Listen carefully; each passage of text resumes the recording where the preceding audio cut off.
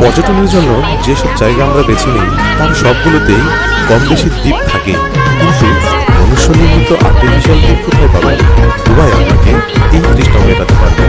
2001 সাল থেকে 2006, মাত্র এই 5 বছরের মধ্যে পৃথিবীর বৃহত্তম এই মানবসৃষ্ট দ্বীপপুঞ্জ নির্মাণ করেছেন দুবাই সরকার।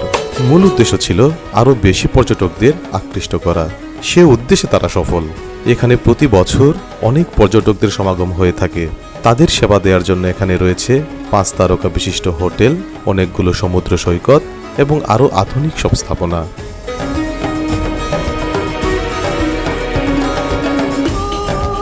আমরা জানি যে এটিএম মেশিন দিয়ে টাকা তোলা হয়, কিন্তু আপনি এটা জেনে অবাক হবেন যে দুবাইয়ে এটিএম মেশিন দিয়ে শুধু টাকা না, সোনাও বের হয়।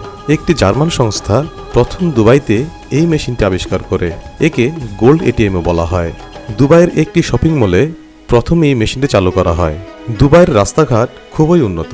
এর জন্য দুবাইয়ের রাস্তায় আপনি সবসময় দামি অত্যাধুনিক গাড়ি দেখতে পাবেন, যেমন ল্যাম্বরগিনি, ফেরারি, বিএমডব্লিউ ইত্যাদি। এমনকি দুবাইয়ের পুলিশ প্রশাসনও এইসব গাড়ি ব্যবহার করেন।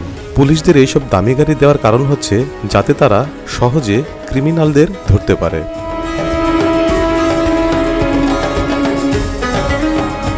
দুবাইয়ের ইন্টারন্যাশনাল এয়ারপোর্টটি পৃথিবীর 3য় ব্যস্ততম এয়ারপোর্ট। আপনি হয়তো মনে করেন দুবাইতে অ্যালকোহল কঠোরভাবে নিষিদ্ধ, কারণ এটি একটি মুসলিম দেশ। কিন্তু না, যদি আপনি অ্যালকোহলের লাইসেন্স পান তবে এই শহরটি আপনাকে তা পান করতে দেবে।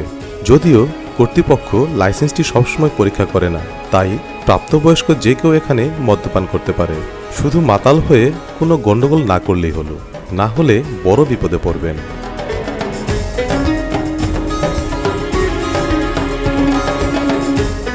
দুবাইকে বালির শহরও বলা হয়। দুবাইতে প্রচুর পরিমাণ বালি থাকার কারণে সেখানে উট চলতে দেখা যায়। সেখানকার মানুষ প্রায়ই উট দিয়ে যাতায়াত করে।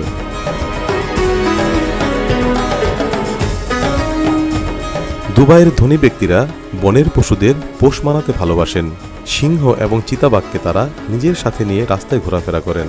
সেখানকার ধনী ব্যক্তিরা উদার মনের হয়ে থাকে, যার কারণে প্রকৃত অর্থে যারা গরিব তাদেরকে বিনামূল্যে খাবার দেওয়া হয়।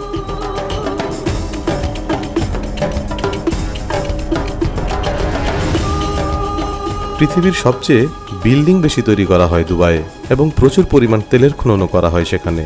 তাই ধারণা করা হয় পৃথিবীর 25% ক্রেন এই দুবাই ব্যবহার করা হয়।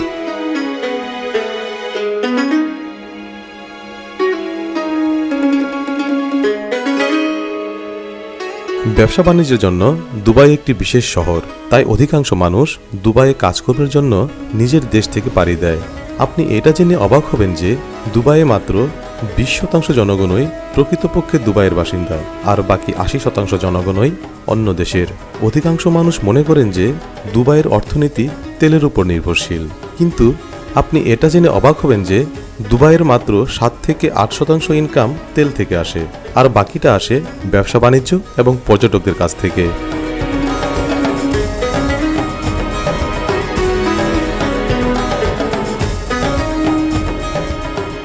বুর্জ আল খলিফা পৃথিবীর সবচেয়ে উঁচু বিল্ডিং হলেও দুবাই খুব তাড়াতাড়ি আরেকটি উঁচু বিল্ডিং বানাতে চলেছে, যেটা প্রায় 1000 মিটারের কাছাকাছি, এবং এটা 2020-এর মধ্যে তৈরি হয়ে যাবে। এটার নাম হলো দ্য টাওয়ার অফ ক্রিক হারবার।